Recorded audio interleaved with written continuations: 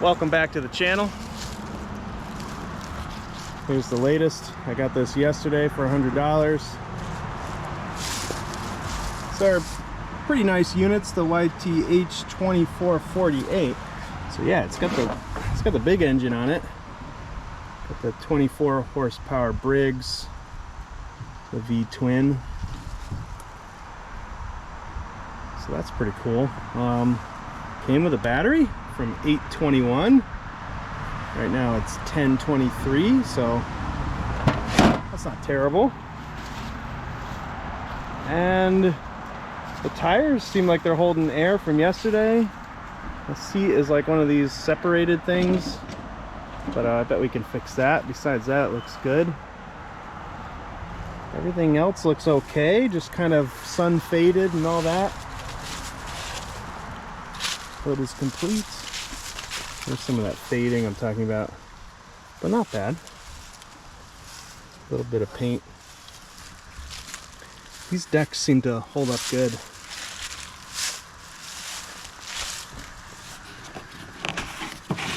I'm gonna try to get this started. It does have gas in it. We could not get it. Well, he didn't want to have me try to start it when I was at his house yesterday. And the annoying thing is we could not get this thing to freewheel. So we have the trans disengaged, but that did nothing. Which, you know, sometimes you just have to get these things fired up one more time, and then it, like, the transmission eases up on you. So I'm hoping I could try to like fire it off, and then maybe the trans will loosen up. But check this out. It's got the solenoid on the outside here. So I'm gonna hook up a battery pack, and you know, he said this is how he does it. So yeah, that battery's dead. So we'll hook up a battery pack. Let's try to jump this. We'll see what happens. We have the battery jumper on. Got the key switch on. Let's bridge the gap here. Clunk. Not a good sign.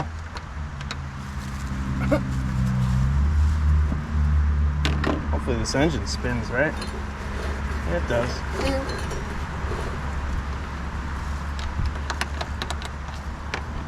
Check my connections here.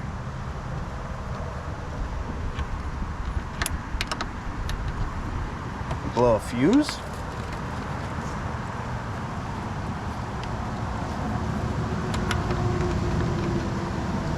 Could go right to the starter. Well, there we go.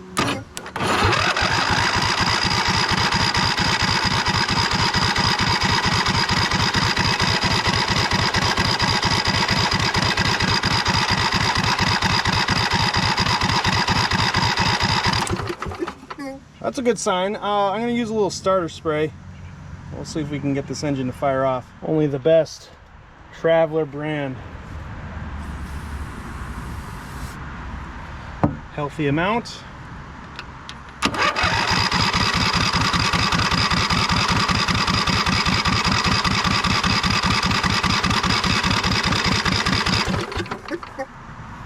Put the parking brake on. Try that again.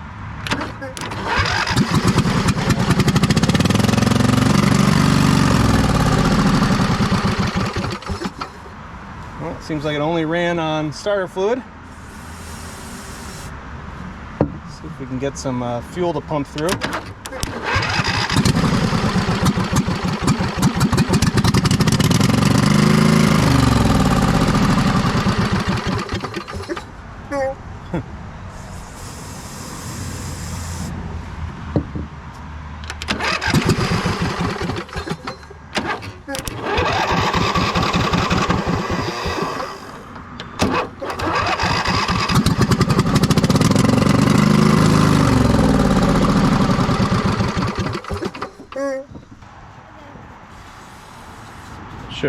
Show you the engine here. Oh, lost battery connection. Ooh, very low on battery. Let's see if it's got one more in it. Nope. Yeah, this thing just doesn't last too long. It's the little one, the GB40. Doesn't take many cranks before it uses all of its life, but it's good. It's good for up to that. But yeah, only a couple tries. That's all we got in it. All right, well, engine runs. Doesn't seem like it's getting fuel, so that's not so bad. I'm gonna see if the trans is disengaged now. I shouldn't try to do anything, but oh, I got the parking brake on. Seems like it's moving though.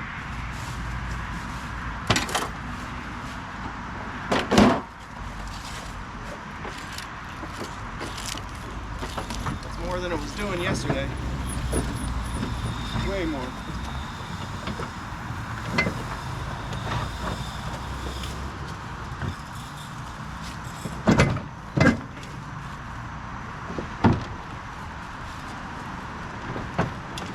Ramps are giving me a fit.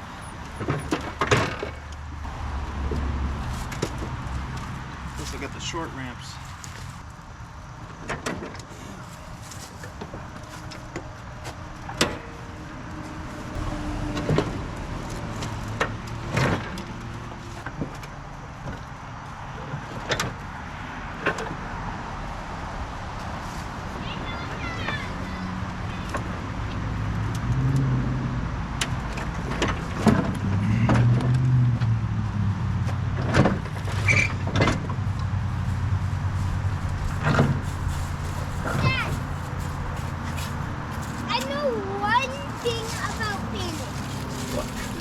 This means mad, enojado. Oh, nice.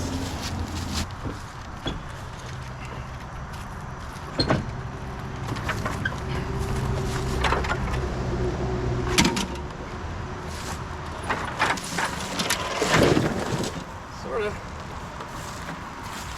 wants to fight. But again, it took 3 of us to get that up the ramps yesterday. Ah, there you go. It's rolling now. Forward though.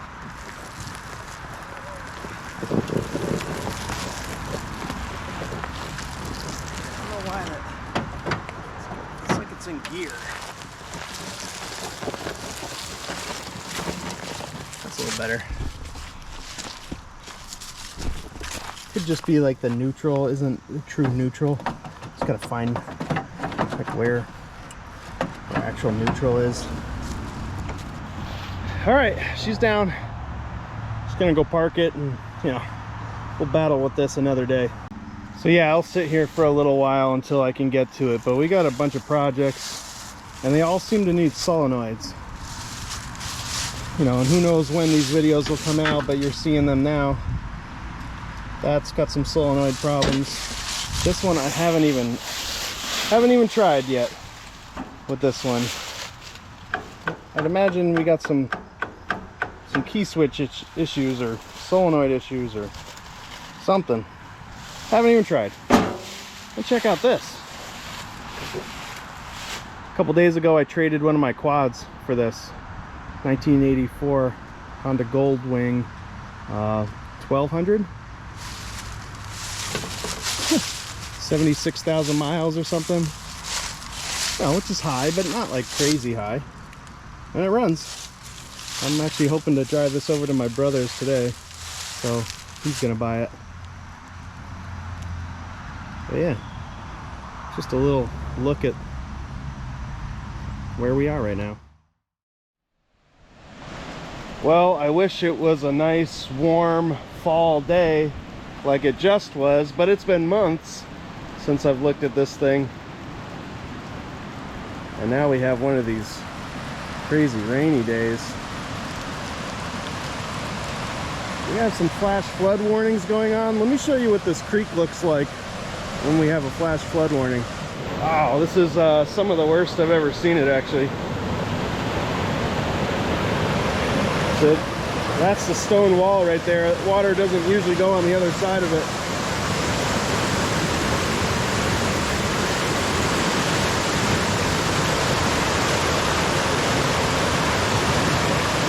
this green hose that's been there for years. It's kind of stuck, but there's this log, a tree that fell across. It's actually two, and I've been waiting for that thing to snap. My kids love to walk on it, but I'm always worried one day it's just gonna fall. A soda bottle coming down the street. Wow, this is pretty nuts. Maybe I'll take you for a little walk. We'll investigate the creek a little bit. So over here is a little bit higher. This is where I've been storing most of my finished stuff. You'll recognize some of these projects by the time this video comes out. The Scots. This one I haven't worked on yet, but I don't know, maybe by the time this video comes out. There's the Simplicity.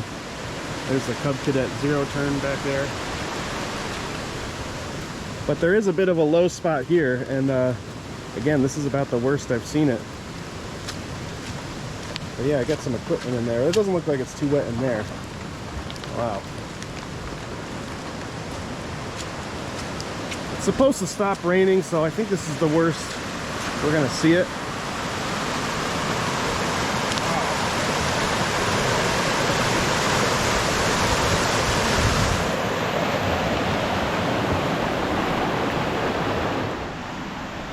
All right, we're kind of back up top.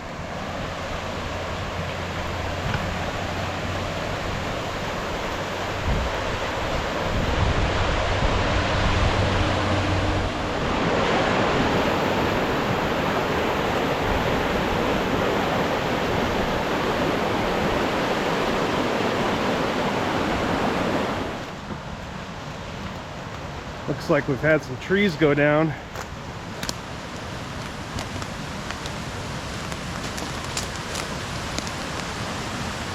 That one lost its top.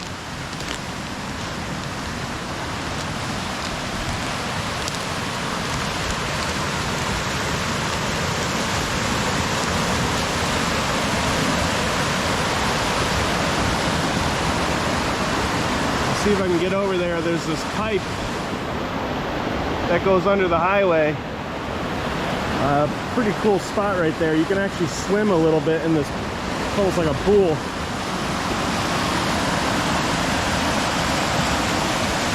I know you have no frame of reference, but this is nuts right now. There's so much water. All right, just a little bit sketchy. Gonna walk under here. All right, here we go.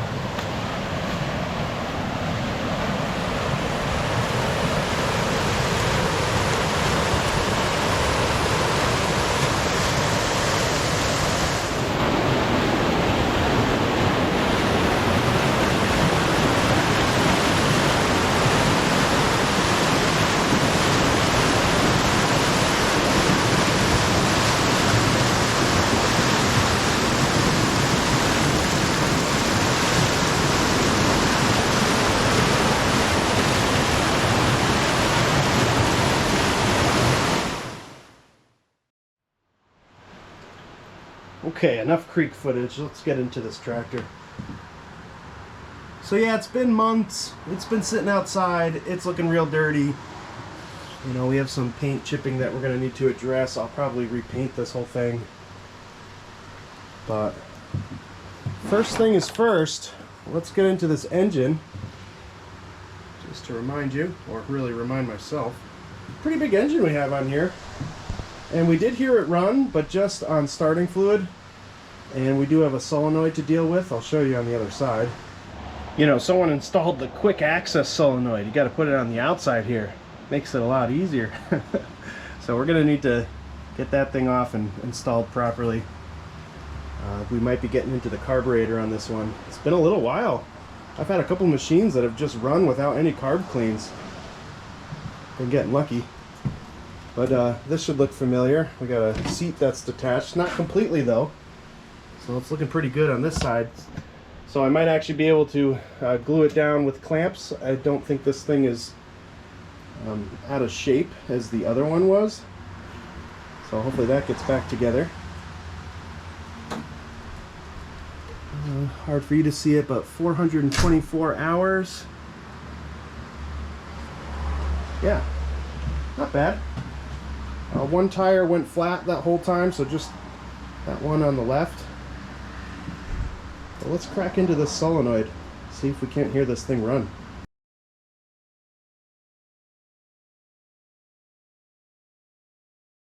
My arm was blocking the view half the time, so I just stopped that time lapse, but here's the old solenoid. It's a 4-post, and we have 4 wires here, one going to the starter, one coming from the battery. You got your starter wire, the white one, and then your ground, the black one.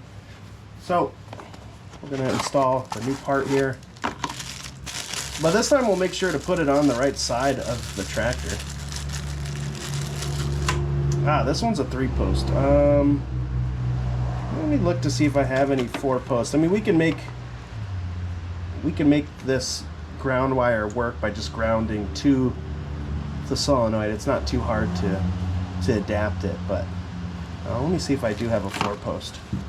I don't know how interesting this will be, but I'll demonstrate it to you. I'll show you how to take a 3-post solenoid and put it on a machine that used to have a 4-post. It's not too hard, really. We're just going to take the ground wire and we're going to add some wire connections here, and then we're going to take that ground wire and ground it to the metal of the solenoid, whereas here it's stuck to a post. The ground was connected to a post. We don't have a 4th post, so we'll put it on the ground part of the new solenoid like that. Really simple. So we'll mock up some wire here. So we'll just cut ourselves a length of spare wire, and we'll strip it.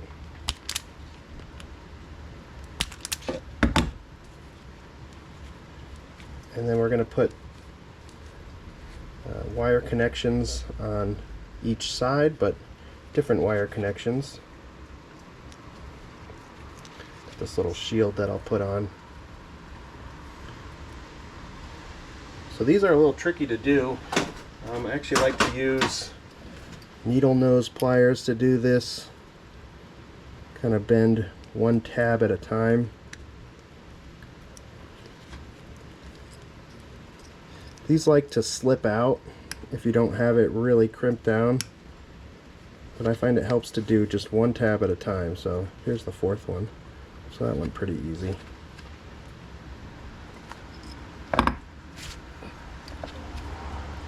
And then I really just crush down on it, so hopefully that doesn't ever pull out. So there you go, there's one tab, and you have the little rubber shield to keep it from connecting with something else. And then we have this one. And then again, you're just going to crush down on that. Sometimes I like to put these in the vise, it's a little easier.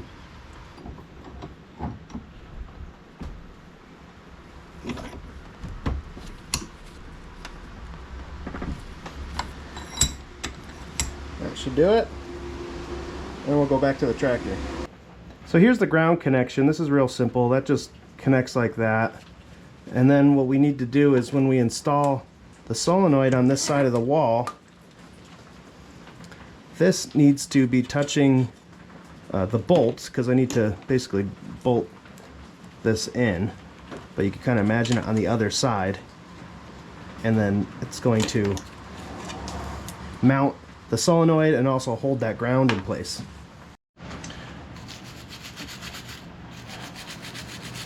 Always a good idea to just clean up your connections. That Craftsman LT3000 I was working on basically just had a bad positive battery connection. You know, could have been one of the major reasons why that previous owner got rid of that tractor. So this sort of stuff is important.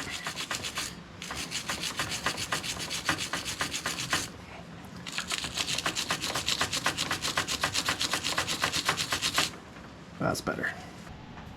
One of the things I like about this Oregon kit is it comes with these tabs that you can adapt the post so that it has a tab, because that's what I'm dealing with here with this key wire.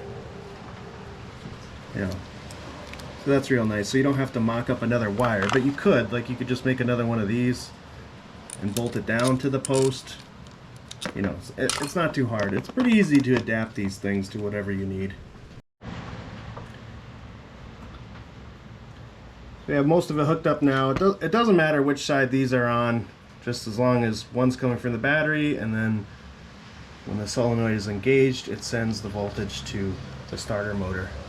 But yeah, all we have left is to mount this thing and to get the ground to connect to the metal of the solenoid.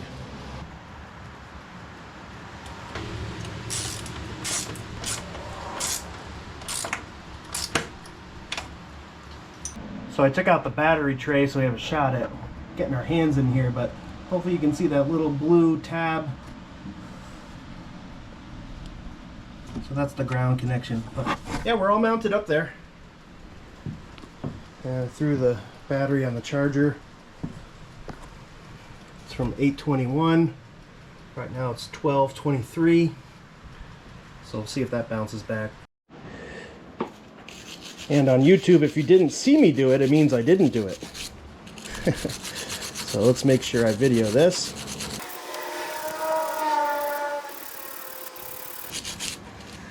Alright, so the positive and ground cable for the battery are all cleaned up now.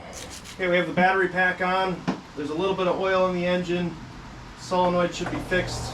Let's see what happens.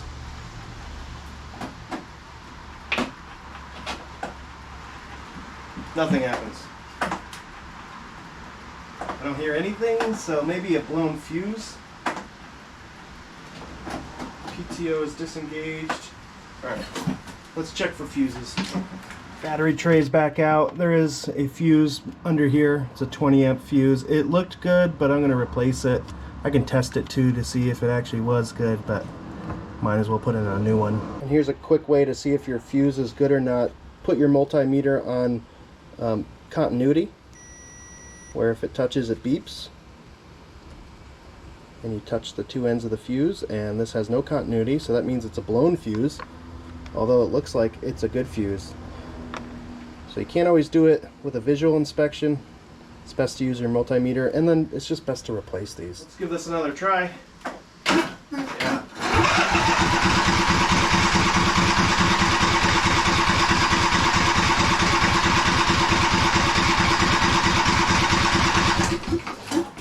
Alright, that's great.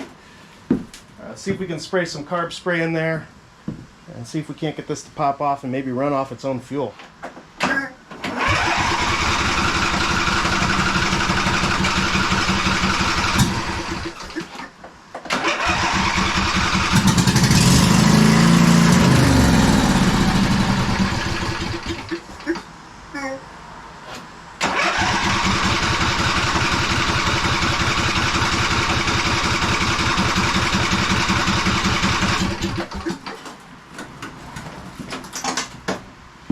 Sounds like a pretty big engine, you know, so I think 2 cylinders were running there. I ran out of carb spray. I'm just using gasoline, so bear with me. Get some more added.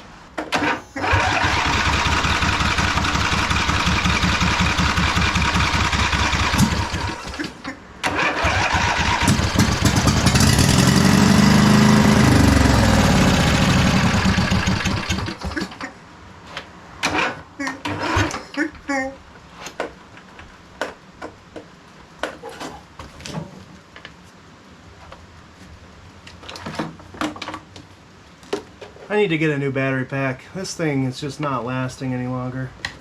So I have a new battery in here, so that should help with cranking, and I want to see if this fuel pump works.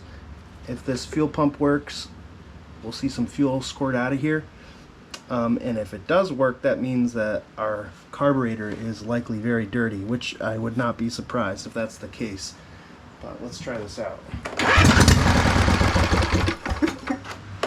Okay, fuel pump works.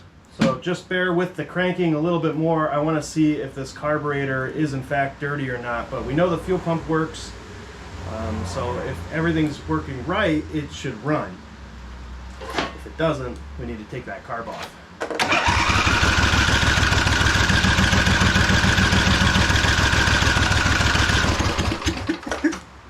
Nice to have a good battery on, huh?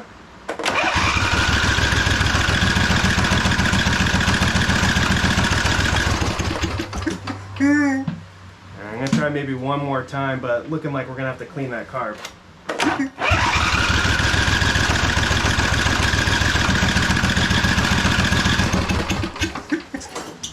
All right, let's get after it.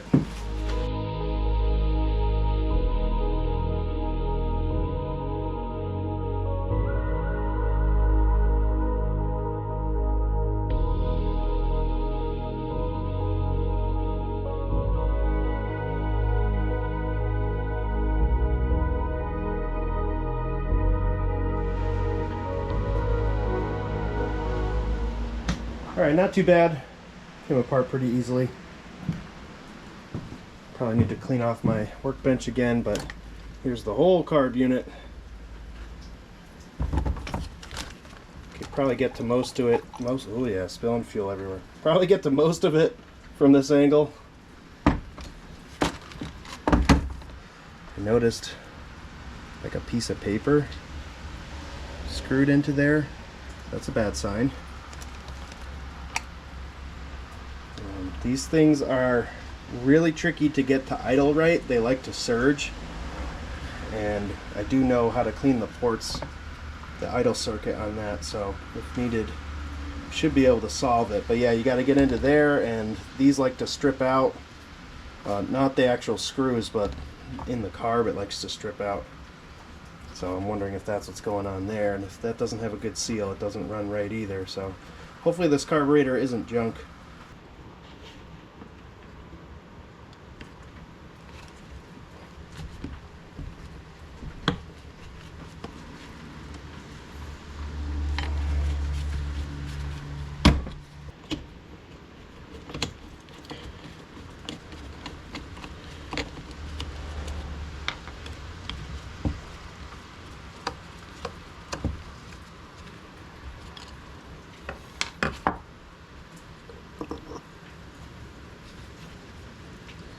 Filthy.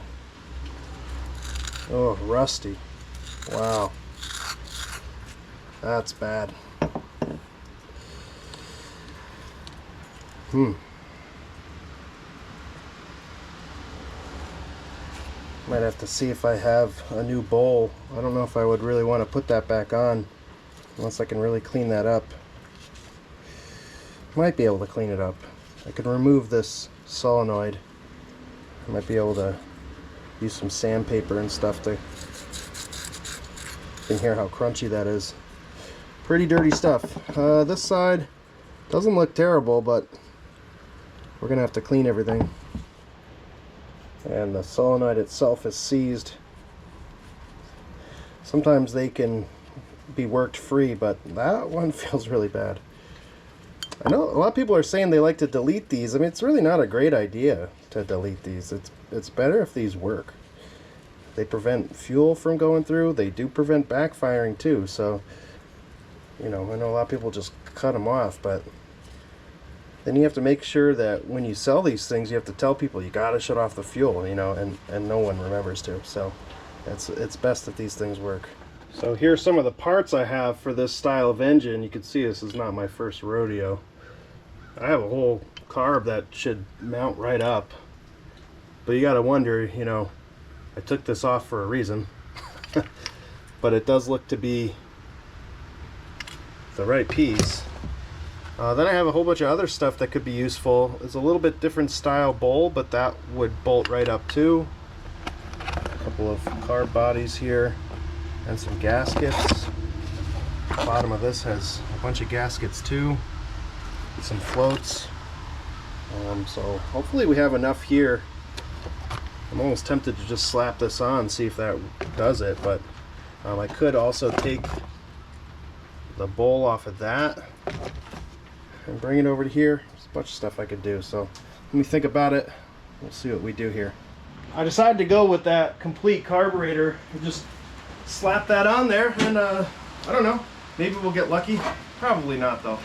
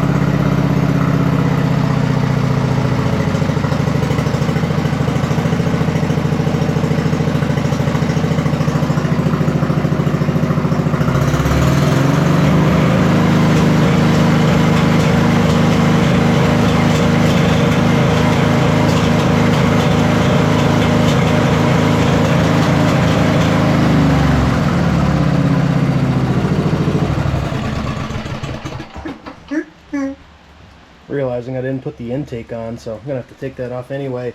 All right, it runs pretty good. It idles decent. At full throttle it snaps and pops, which is pretty common with these things, and it's not supposed to do that. So, you know, there's something dirty inside of there. Yeah, I think we got a good engine for sure. I gotta figure out what I want to do now. I want to try to clean this. Maybe I'll try to clean this up, and I don't know. I could always go back to the original. But yeah, that was pretty encouraging. So I think we have something good to work with here. Okay, so I have this. This is the second carburetor. This is the carburetor that was on the machine when I got it, but I have this apart now, and things are looking pretty good in here. But two dots in the center of the screen there. See if I can point to it a little better for you. This is the top side of the carburetor, but these two holes, you're supposed to be able to see through those if you have this whole thing taken apart. Like with this off of it. The two little holes come out here. And that allows you to idle. Now this thing was idling pretty good, but to me that looks like it's blocked. So I'm going to see if I can run a wire through there and clear those out. I'll take this torch tip cleaner, see if I can't get it in to the jet there. Pretty hard to see. Hard to know if I need to go smaller than that. That's about the smallest one I have, I think. There we go. I got one through. Let's try the other one. Bear with me here.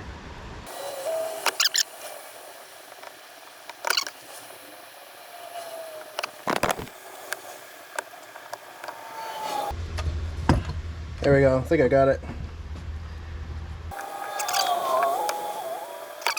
Just gonna keep running this through, and then I'll see if I can show you daylight through it, and then you'll know that you have these passages clear.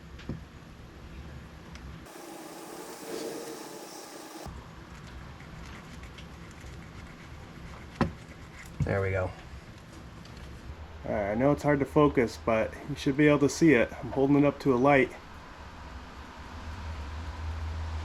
That's what you need, and it was not that way before. So I bet that's going to run right now. When I installed the carburetor, I remembered to put the intake on this time. Let's give this a try.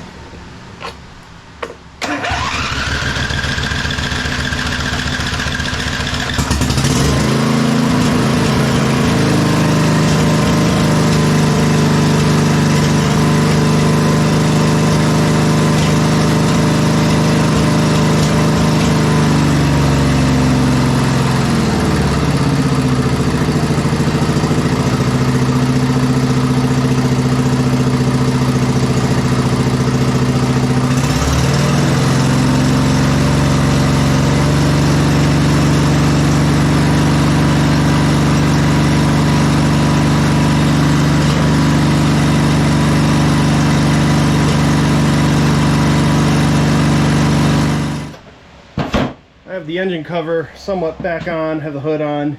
I have some bad news. It doesn't look like it's charging the battery, so we might be investigating the stator.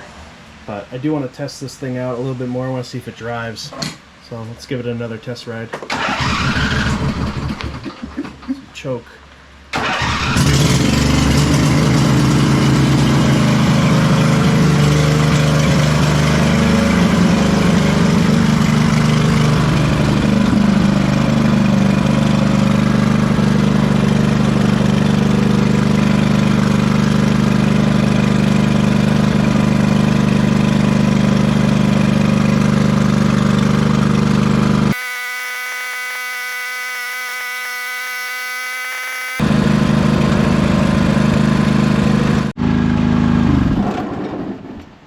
Yeah, I was kind of afraid of that.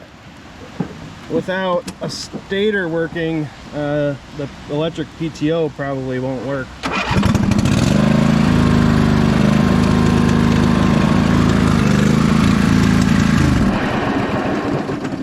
it seems like everything engages, it just dies immediately.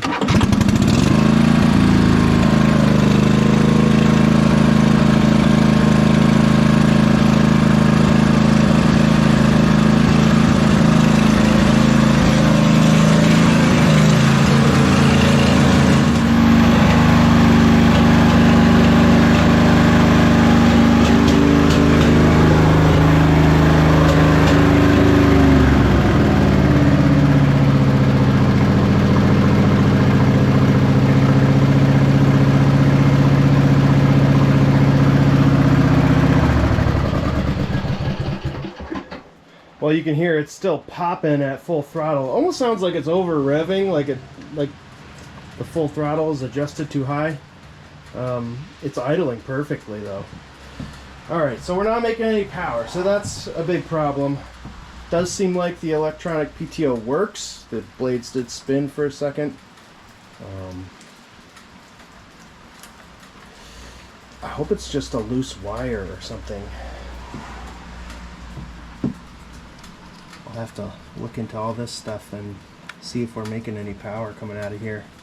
So on this side of the engine you have the voltage regulator, and what's supposed to come out of this harness, which comes from the stator itself, is AC voltage, around 25 volts AC, and then it runs through this regulator, and then it comes out this end with DC voltage, and then this, I gotta check this wire, but this should go back to the battery through the harness, and then our battery should charge at 13, 14, even 14 and a half volts, because we have the electronic PTO, so this should have the, I think it's a 20 amp stator they're called on here, so you need the bigger size stator to run something with an electronic PTO. If you ever do an engine swap and you swap an engine that has the 15 amp stator, it won't run your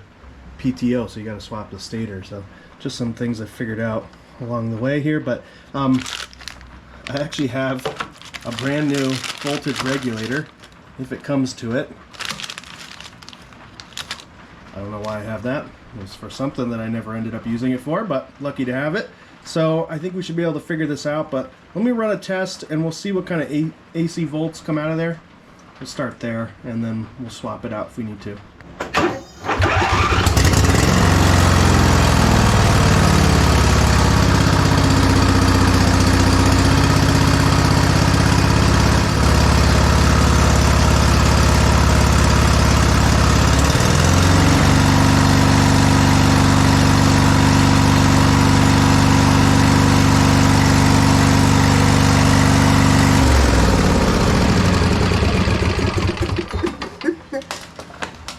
I know my multimeter is not very bright. I have a pretty cheap one, but at around full throttle, that was about 26. That was about 26 watts AC. So that's pretty good. That means our stator is good. So I bet our voltage regulator is bad. So let's just swap it out and see if that does it.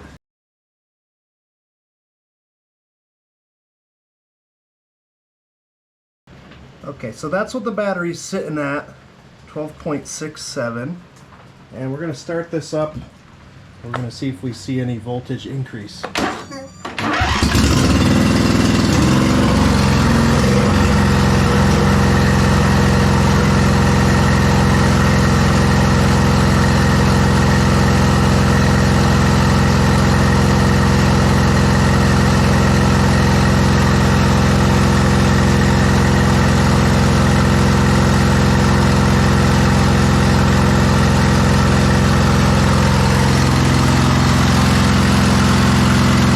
Okay, that's awesome. So we got pretty lucky there. It was just the voltage regulator. I don't have to take the flywheel off and get a new stator and things like that. I don't even have to do any more diagnosis. So just was a quick fix with that voltage regulator, and I'm lucky that I had that on hand. So, all right, so now I'm dying to see if this works. Let's see if the electronic PTO works. But it is absolutely disgusting out.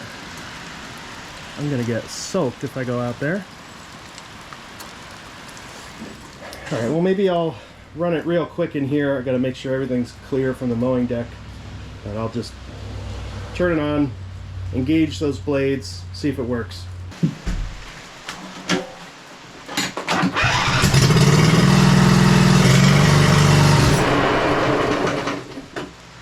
Not a good sign.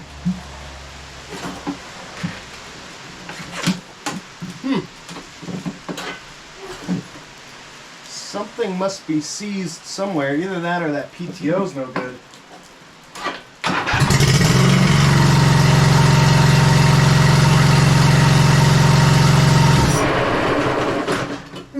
Kind of cuts out immediately, almost like a safety switch. It doesn't even like stall, it just cuts out.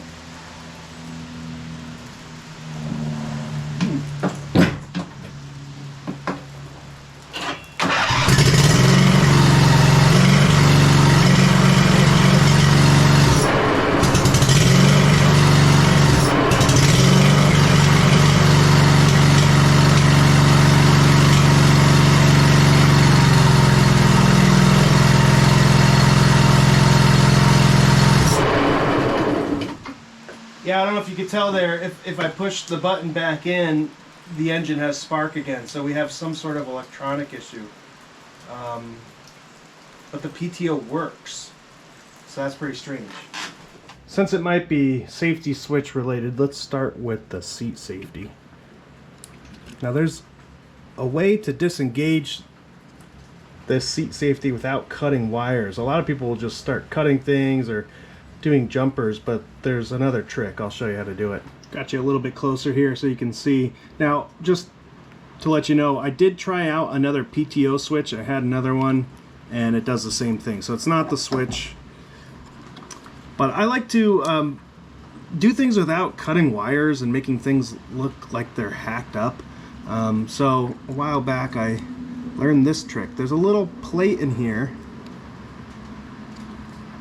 There it is. That came out. If you pull that out, then the wires are not connected or connected, whatever they are. It disengages it. And you can even put this back on like that and everything looks factory. And if you want, you just hang on to this and you can always put this back. But let's see if it's the seat safety that's causing this PTO to not run.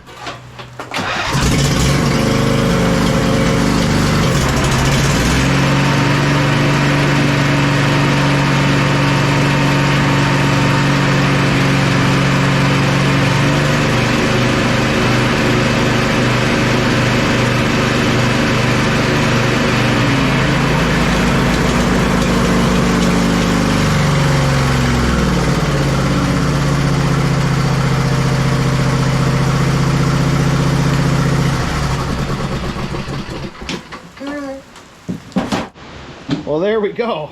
I guess this safety switch is bad. Either way, that solved it. I'm going to call that fixed. I'm not too crazy about having seat safeties. Most people don't like them.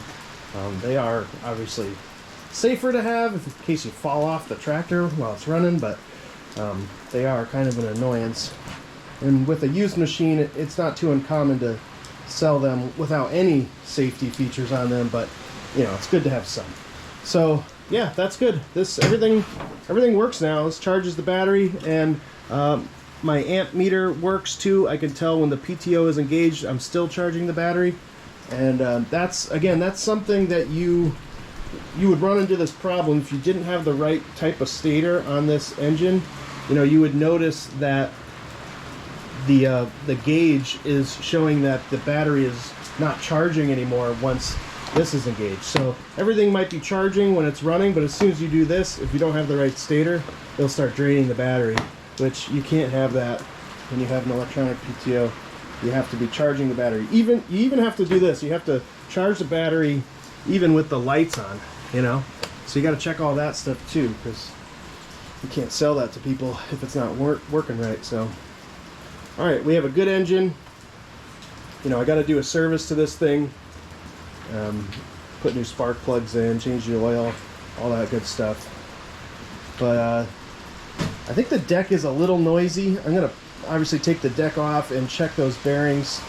It did sound a bit like a hurricane to me, so we might be doing new spindles or new bearings on this, but you know, not too bad. And then we do have some a lot of cosmetic work to do, so I think we're gonna paint this whole thing. All right, nice though.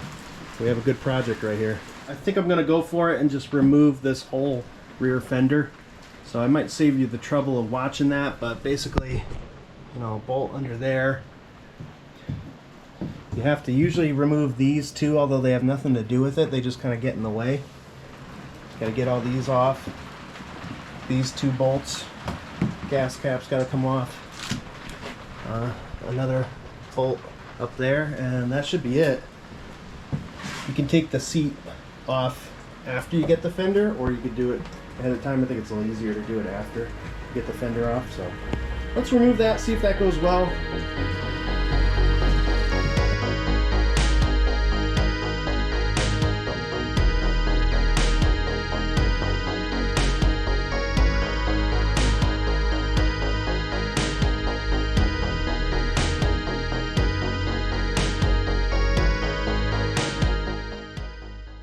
How nasty do these gas tanks get? They always look like this.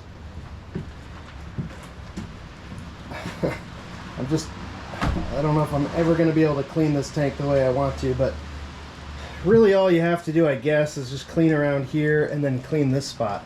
I don't know if that's ever going to come back to life, but that's where you view how much fuel you have in the tank. But, all right, let's get the seat off here. We'll get all the rest of the plastics off. Well, there we go. You know, it takes about 10 minutes to get that off. It's not that bad. I know it's a bunch of work to restore it, but I think it's totally worth it. A little easier to get this deck off now. I wish things weren't so wet and gross today. It's just a miserable day to work. But we're actually getting a lot done. Should be able to grind this down and prep it for paint too. I'm gonna do that right now.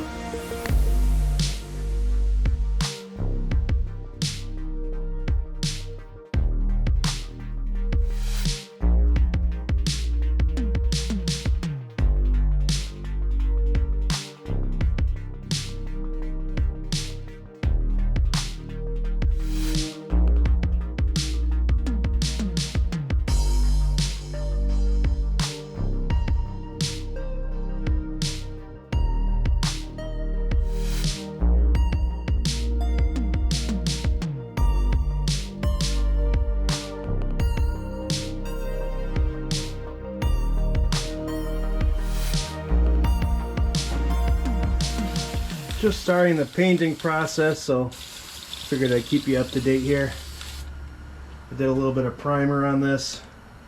That was about 2 days ago. And I'm going to hit this all with a really light coat of orange and probably give it 2 solid coats before we call it done.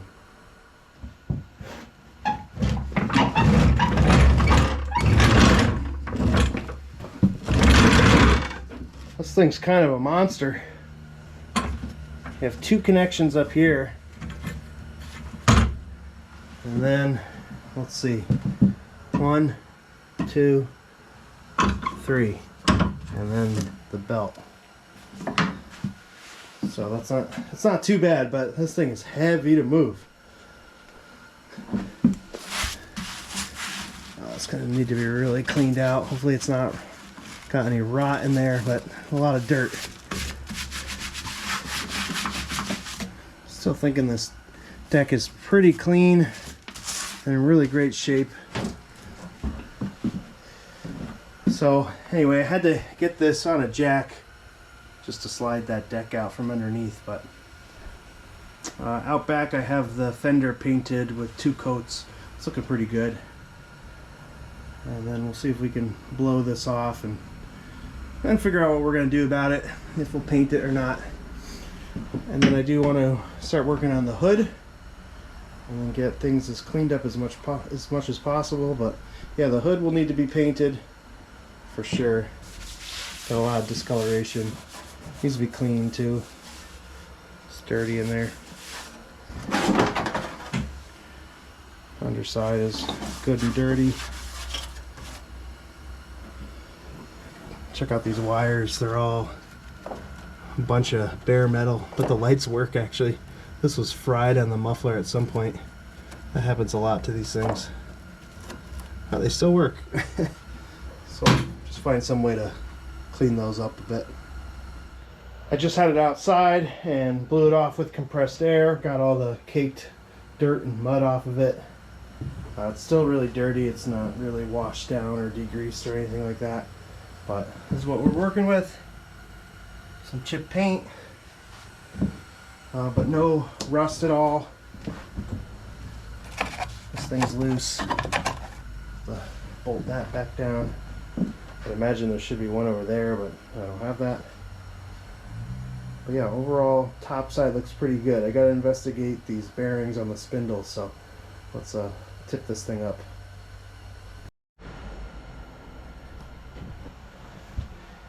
Alright, so I disconnected the belt so we can take a listen to these one by one. That's our best one right there. Yeah, that nearly sounds and feels brand new.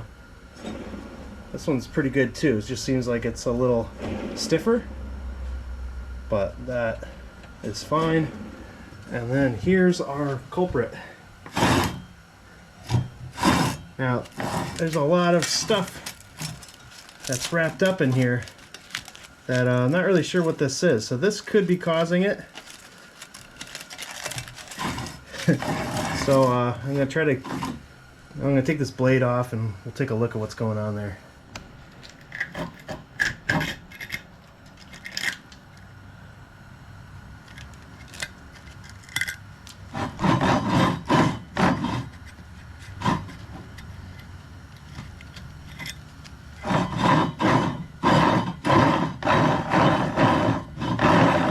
Yeah, it doesn't sound good.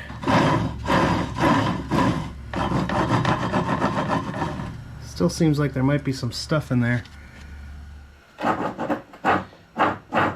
Alright, so just down to the spindle shaft and you can hear it.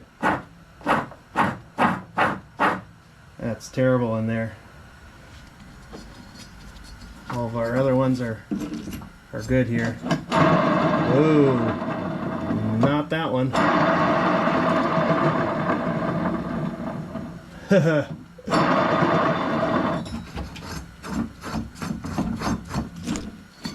Okay. Yeah, that's terrible. Alright, so we found some noisy things down here. We're gonna have to put it in order for a couple of these. So I took a hammer and just bopped the spindle shaft just to remove it, because, you know, I could kind of notice some more of this material in here. There's like a cup. And still kind of noisy, but that's a lot better. There was definitely some metal rubbing in there, so let me see if this is savable. I'm just gonna try. It might be savable. So I got this one pretty cleaned up. I'm gonna put some grease on it and see if it's worth saving, but nothing's really wrong with it. It spins now. Still sounds a bit noisy. And then here's the one that was on the deck like there, and I took the seal off the bearing, and I'm going to try to clean this up too and see if these are savable, because I should be able to pack these with grease and reuse them again.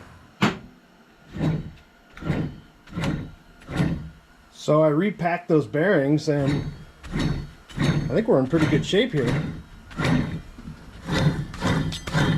So it's really cold right now, so it's not spinning very fast, but I think if that warms up, it'd be alright. And then this one is a ton better. So I'll repack that bearing too.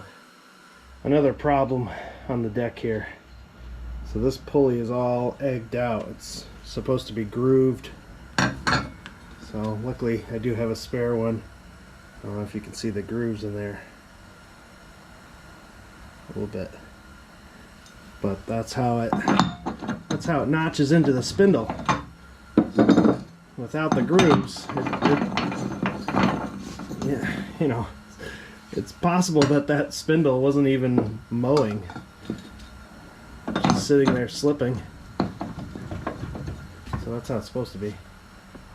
So I'm working on the hood here. I have the stickers taped off on one side and I'm about to do the other. I figured I'd put it on time lapse, let you see quite how I do it. I don't know if that's interesting, but it's kind of a tedious but sort of fun process. So let me tape off this other side for you.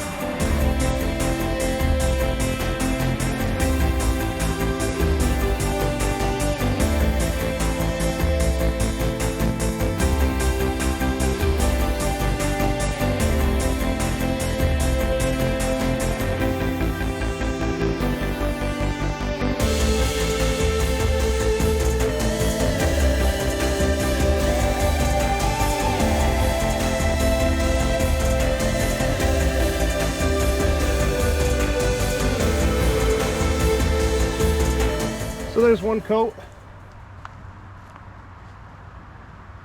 Looking very nice.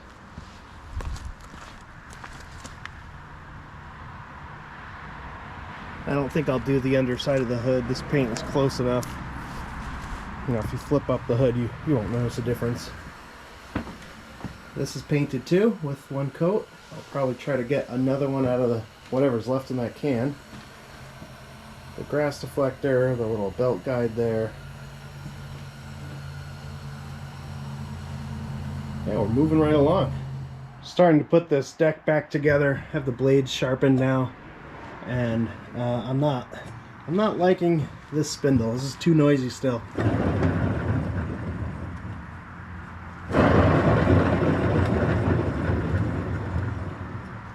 So I have another bearing. I'm gonna throw this one in there and hopefully that solves that problem.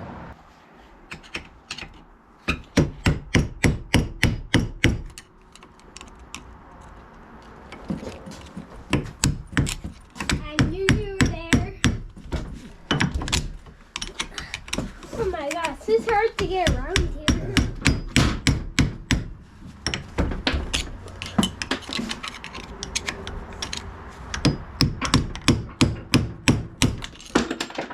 Got it.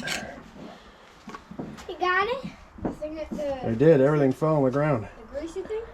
Yep, pretty greasy. That thing? Yep.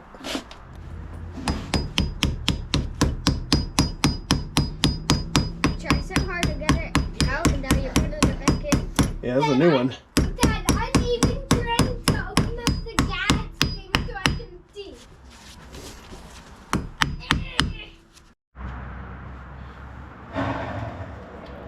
So that's decent. You know, I only changed one of the bearings. Maybe the lower one is a little noisy. I mean, it seemed fine. That's still our best one. I wish they all worked like that, but that's not bad. Fully reassembled here. Blades sharpened. All the bearings have been checked. Greased if needed. Painted. Grass deflector painted and reinstalled. Belt guide's been painted and it has 2 bolts in it instead of 1.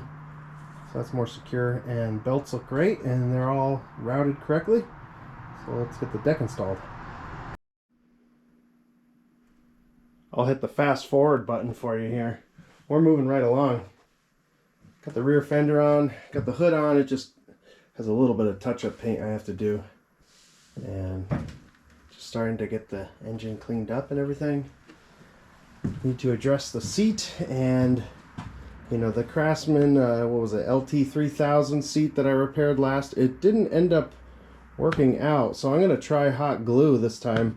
I did a silicone based product, and I don't know if it was the temperature or whatever, I let that thing dry for at least 2 days, and it got some rain on it and it dissolved the silicone completely. Had a big puddle running down of this blackish gray silicone. Had to clean all that up. So yeah, that didn't work out for me. So I don't know. This is probably not going to work out too, but I'm going to use hot glue. That's a hot glue gun. A couple sticks here. I'm going to squeeze it together. This seat is not so bad. And then we'll see what that looks like. if that's holding up, then we'll go from there. It may be pure genius, or it might be another mistake, but got hot glue and all the strings all over the place here. Got some clamps. And I think I will go back over this with, I guess, black silicone. We'll see. Some way I gotta get that to be black instead of white, but that's what we're working with. It's already hardening up. You know, it's glue, so you don't have to sit there and wait for it to cure like you do silicone, so it's already mostly hard. I think the problem with the silicone was I was just layering it up like way too much, like really filling gaps with it, and it's not going to dry like that. You basically just need like a thin bead of it, and then it would work properly. But with the hot glue, you can just keep piling it on. So yeah. Do you know if you crunch your plate, is that you're not turning into water? I did know that.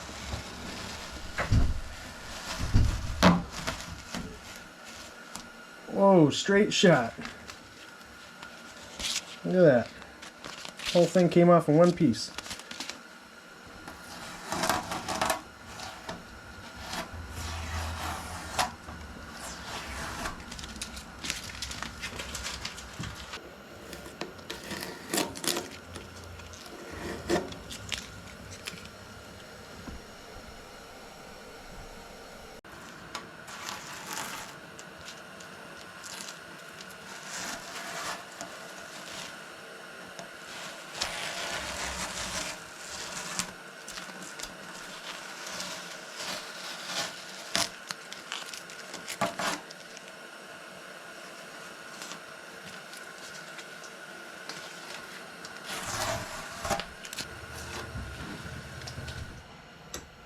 Here's the progress we've made so far. You just saw me take the tape off the decals there. Came out pretty nice. And I have the seat off. That's because I did the finishing touches on it, and after 5 or 6 days, that silicone is still not dry. I'm probably going to bring that seat now inside and let that sit inside for a couple days. I gotta find what the problem is with that. It's just really not liking the temperatures out here, I'm guessing, which is a little unfortunate because that product just is not good for cold temperatures. But in any case, we are in somewhat the final stretch here. Oh, look at that. I got overspray on the engine. Well, that should clean up pretty good. You probably can't see that. Just some orange specks. I'm going to do a service on this engine. I'm going to start it. I'm going to open up my shed door. I'm going to start it. I'm going to get the oil kind of hot. We'll drain the oil. I have new plugs. I have new filter, new air filter, and a new oil filter. I do have a fuel pump. I don't need this for this machine, but I got this particular eBay service kit because it had this, and I need this for another project. So I robbed the engine when I did my Cub Cadet zero turn project. I need to put a new pump back on that. But anyway, we got plenty of stuff here. Even a fuel shut off. This stuff is super cheap, and yeah, I know, like, there's better spark plugs out there. But you know, whatever. This is fine for the tractor. So we're gonna put that on.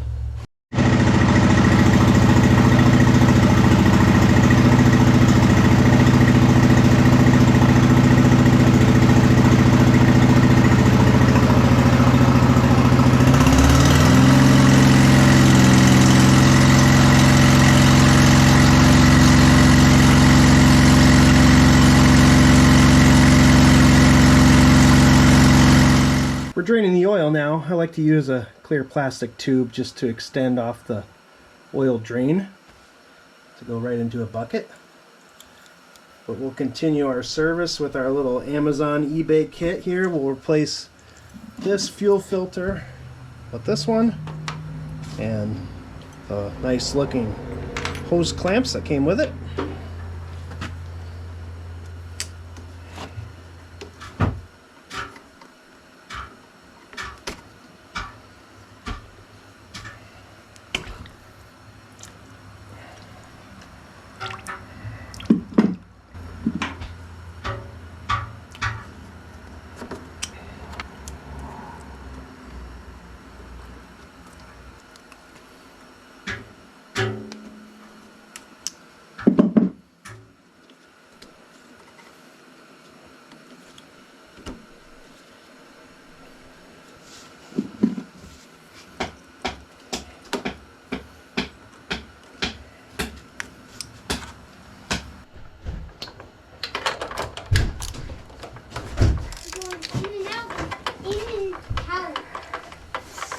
Pretty cold out there, huh?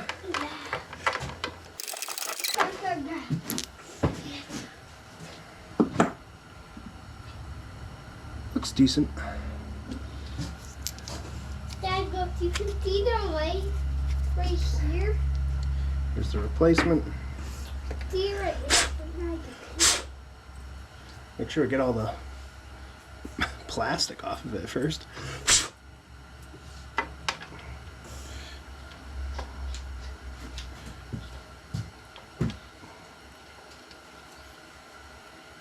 Hopefully it threads in.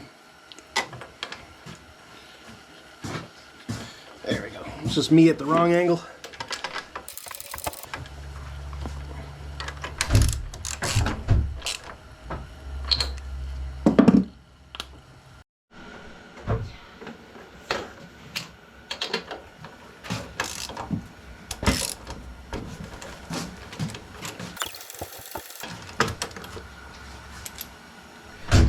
This one looks a lot more lean.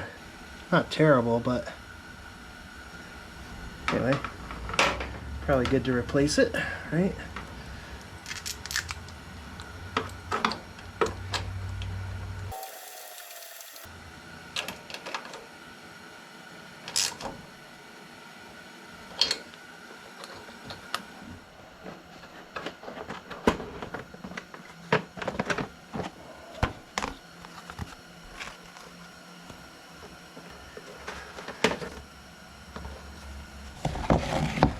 To get some of this orange overspray off, just using some WD-40 and just rubbing. Seems to be coming off, no problem.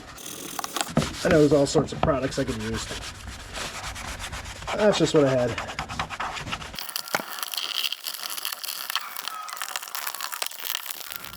So even though on the old air filter, the pre-filter was on top, it's supposed to go like this if you had instructions. The pre-filter would go down like that, mesh side up, and then the air filter on top of that. You know, these Amazon, cheapo, eBay ones, they don't come with any instruction, but that should be the way it was, not the way that it came with the pre-filter basically inside the cover.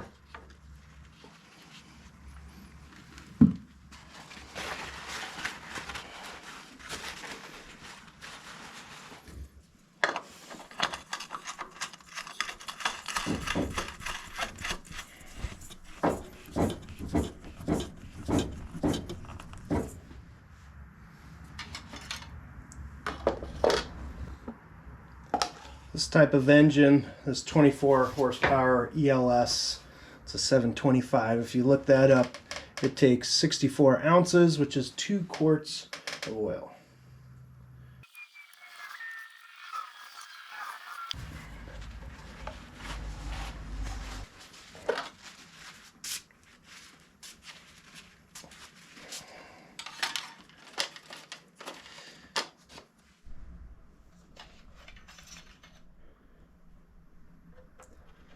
So that's what 2 quarts gets you. It's just a little over full. And I have not started this engine yet. So the oil filter is completely empty. So I'll run this for a little bit, and then obviously I'll check it once it's hot and the oil has moved around a bit. And the tractor seat drama continues. Not having great luck with this silicone Dynaflex stuff. I don't know if you can see it, but if I pushed my finger in there, you would get a gob of wet silicone coming out. Kind of like the surface skinned over, but what's underneath didn't really cure. And like even it's separated. I just don't think this is the right stuff to use. You know, it doesn't look good there on that tear. Some of it is okay. Like that dried up good.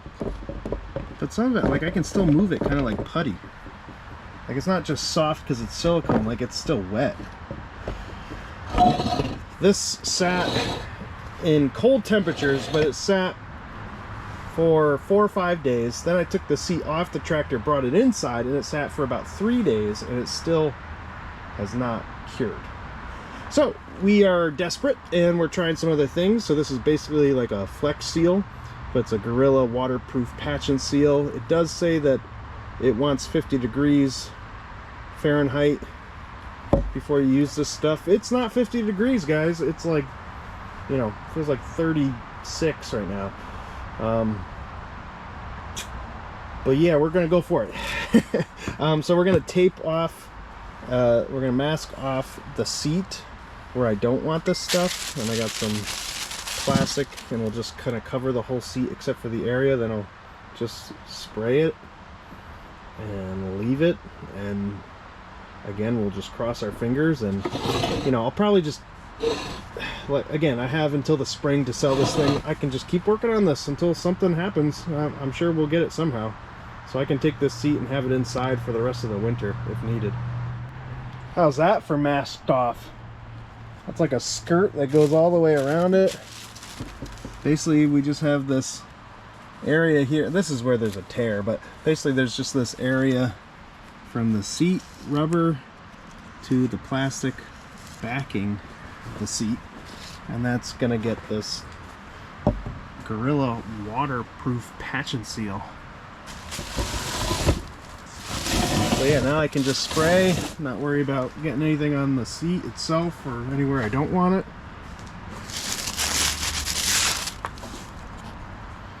Alright, let's do it. And I would do this inside, but it says the fumes on this are pretty bad, so I'm going to try to hit it here and then bring it inside later. Oh wow, it's black and runny. Alright, good thing I did tape this off. This is a mess. And it goes everywhere. Wow. Yeah, it stinks. It smells like just like liquid paint.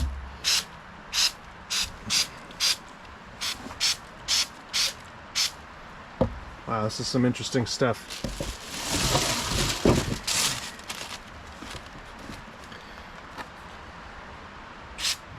Got it all over my finger already.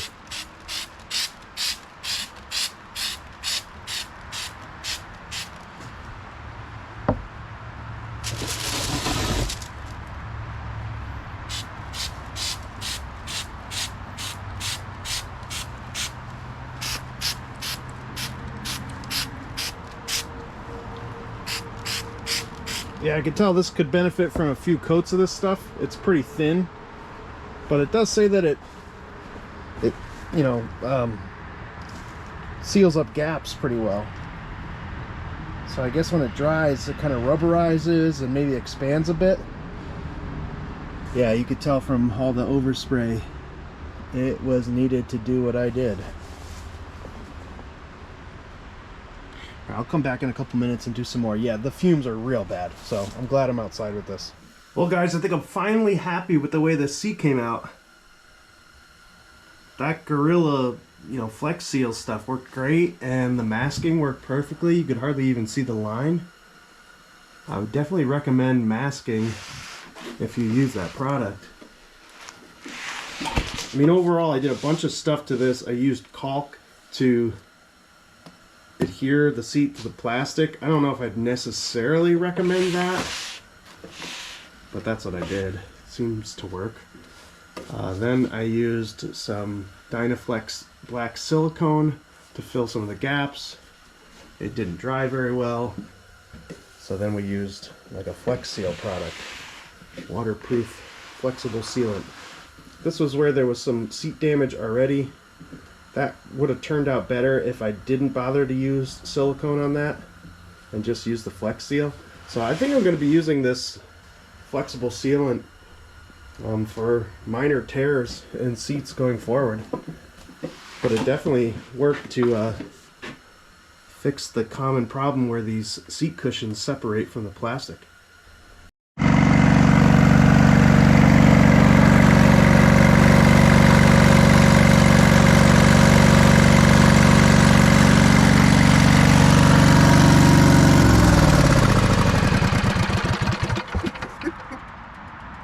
Just when you think things are just about done, it's running on one cylinder.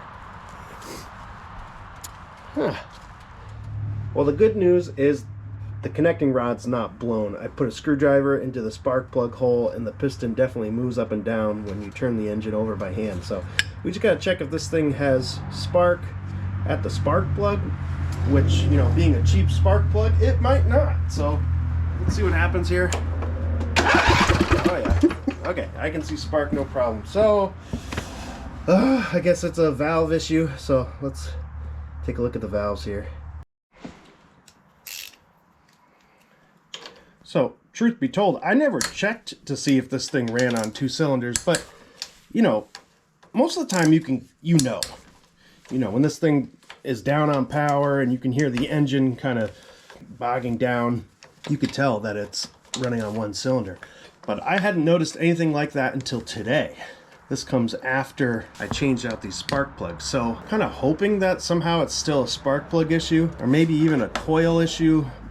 Sometimes, you know, the spark plug grounds out bad, or there's a bad ground in the spark plug wire. Kind of stink if this was a big problem with the valves. But these engines typically have valve trouble, so it's not totally surprising.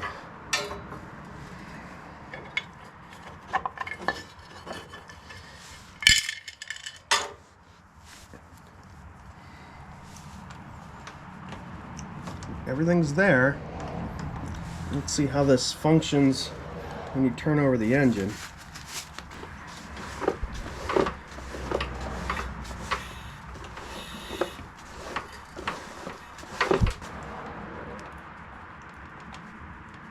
It seems pretty tight. So let me back these valves off a bit. Reset these. Might not have enough compression on this side to fire. That's a possibility. Well, I just reset the valve clearances. There was no clearance before on the intake or the exhaust. And actually, I just fired up the engine with this boot on, and I forgot to have the other boot on. And guess what? The engine ran on that cylinder. So now we're going to fire it up with both spark plugs attached. I bet this thing's going to be just fine.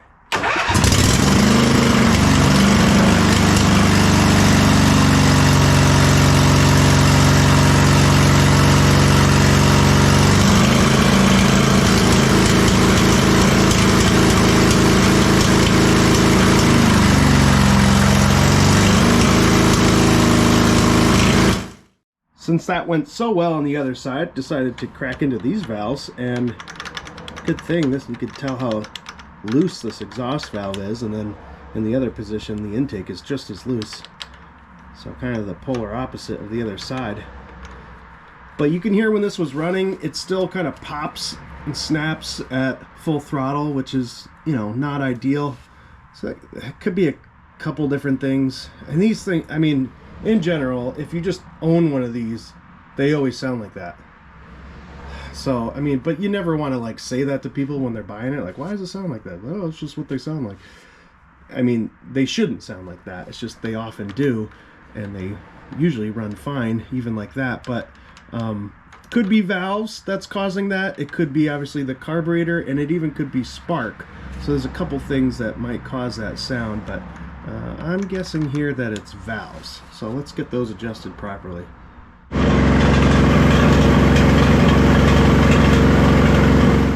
Well, it's running a lot worse now. It's definitely running on 2 cylinders, but it's not running right. So, it does seem like it honestly runs better without this plugged in, which doesn't make any sense, but it runs pretty smooth on that cylinder. It does not run smooth when this cylinder is engaged. So we have to figure something out. I'm going to swap out that spark plug and just see if that's a quick fix. So let's first do that.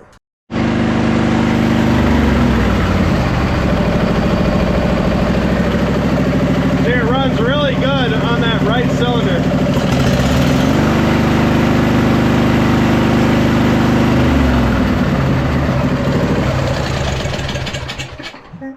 I know it absolutely drives some people bonkers when I run the engine without the cover, but you know, you got to test some things. So I'm going to swap out this coil. I think that's what I'm going to do there. I think that's just giving off bad spark. It even looks like it's, I mean, I'm getting shocked when I'm holding this, and if my hand touches a little bit of that metal there, I'm getting shocked by this thing. So I think this thing is just throwing crazy spark. So I'm going to replace that, see if that makes it better.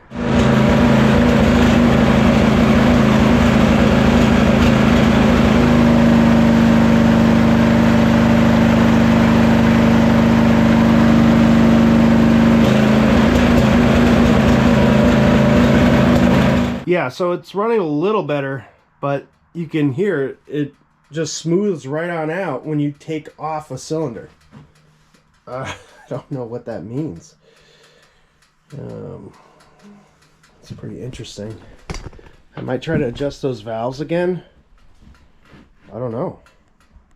Pretty curious.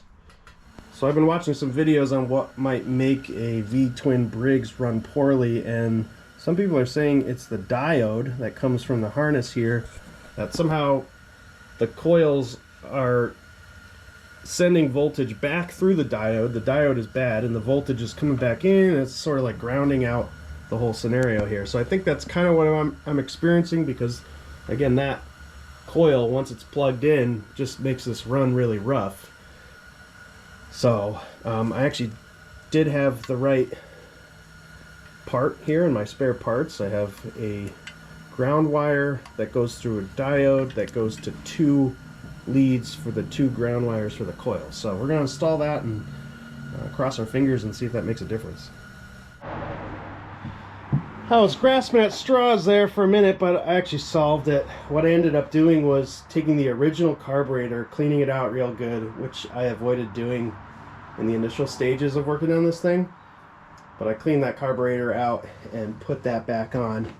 And what I noticed when I put it back on was that one of the bolts to the intake of this side was a little loose on the bottom. So I probably had an air leak. You know, it's just hard to tell sometimes what the exact problem was when you try more than one fix at any given time. You know, it'd be a lot better for the video if I could just do like one fix and then test it, but that's not always so realistic. And you know, it's Saturday and I have a full-time job, and like I don't have much time sometimes, so I was just trying to knock this one out. But we got it. Got the original carb on there. I replaced a few things like some gaskets, and I brought over the old the bowl from the other carburetor I was working on. Whatever. Just, you know, sort of Frankensteined it together. But let me get this thing outside, and I'll show you how it runs, and we'll wrap up this video.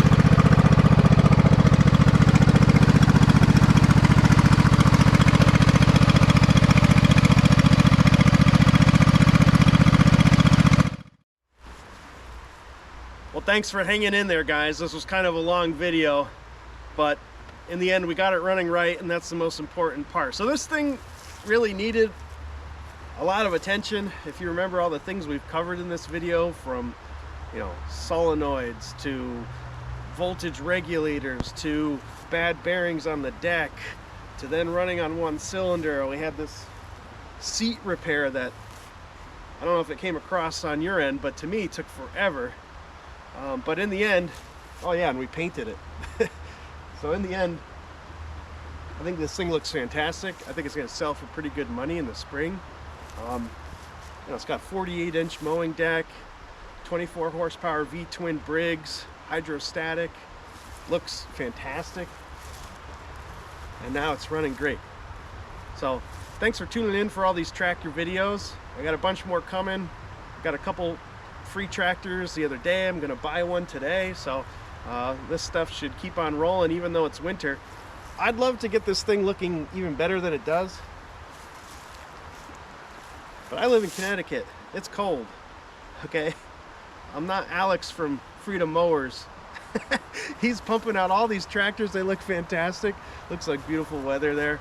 I wish I could do that. So nice work, Alex. But I think for where I live and for how cold it is, this thing's looking about as good as it can. So thanks again for tuning into the channel. I hope you subscribe to the channel. That really helps me out, liking the videos and all that. We're seeing some growth, and yeah, it's pretty awesome. So it's been a fun ride. So hang in there. There'll be some more videos. See you guys.